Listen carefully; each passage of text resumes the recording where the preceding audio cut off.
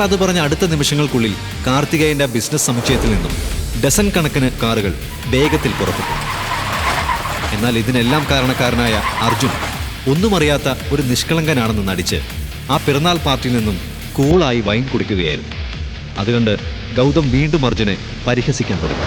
എന്താ അർജുൻ, ചില ചെപ്പടി വിദ്യകളൊക്കെ കാണിച്ച് നല്ലൊരു കുടുംബത്തിലെ പെണ്ണിനെ തന്നെ നീ ഒപ്പിച്ചെടുത്തു. അവളെ ഓസിക്കൊണ്ട് നിനക്ക് സ്റ്റാർ ഹോട്ടലിൽ കിട്ടുന്ന മദ്യം കുടിക്കാനുള്ള യോഗവും നീ ഉണ്ടാക്കി. നിനക്ക് നാണം ഉണ്ടോടാ? ഇപ്പം നീ കുടിച്ചു തീർത്ത ഈ മദ്യത്തിൻ്റെ എല്ലാം കാശ് തിരികെ തരാൻ പറഞ്ഞ നീ എന്തോ ചെയ്യും? അവൻ വേറെ എന്ത് ചെയ്യും?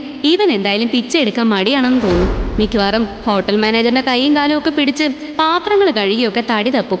ഇനി അതും ഇല്ലെങ്കിൽ ഒരു നാണവും ഇല്ലാതെ ഇവന്റെ ഭാര്യ പ്രയാഗയോട് ഇവൻ കൈ നീട്ടി ഇറക്കും. പ്രയാഗയുടെ മറ്റൊരു കസിനും പ്രയാഗയുടെ വിരോധികളിൽ ഒരാളുമായ കാവ്യായിരുന്നു അത്. അവൾ കളിയാക്കിക്കൊണ്ട് അർജുനെ നോക്കി ചിരിച്ചു.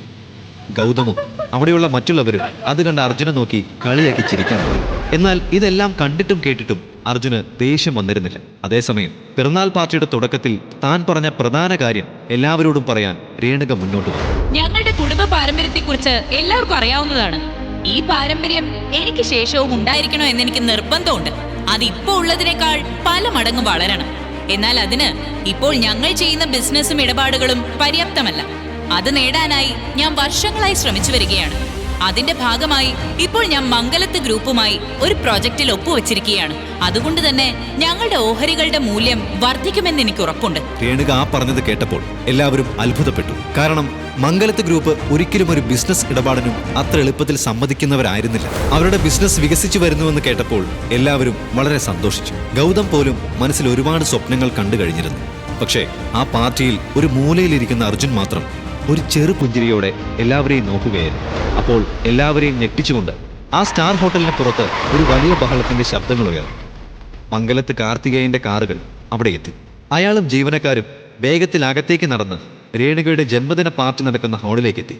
അതുകണ്ട് രേണുകയും കുടുംബവും അത്ഭുതത്തോടെ നിന്നു. ഇത്രയും വലിയ ഒരാൾ എന്തിനാണ് ഇവിടെ വന്നതെന്ന് ആലോചിച്ച് എല്ലാവരും ഞെട്ടി. പക്ഷെ അപ്പോഴും എന്തോ അജ്ഞാതമായ കാരണത്താൽ കുടുംബനാഥൻ മൈത്രേയൻ അവിടെ ഒരു നിശബ്ദ കാഴ്ചക്കാരനായി മാത്രം നിന്നു. അപ്പോഴേക്കും രേണുക വേദിയിൽ നിന്നിറങ്ങി കാർത്തികേയന്റെ മുന്നിൽ വളരെ മാന്യമായി വന്നു നിന്നു. മംഗലത്ത് കാർത്തികേയൻ സർ, സാർ ഇവിടെ വരുമെന്ന് ഞാൻ ഒരിക്കലും കരുതിയിരുന്നില്ല.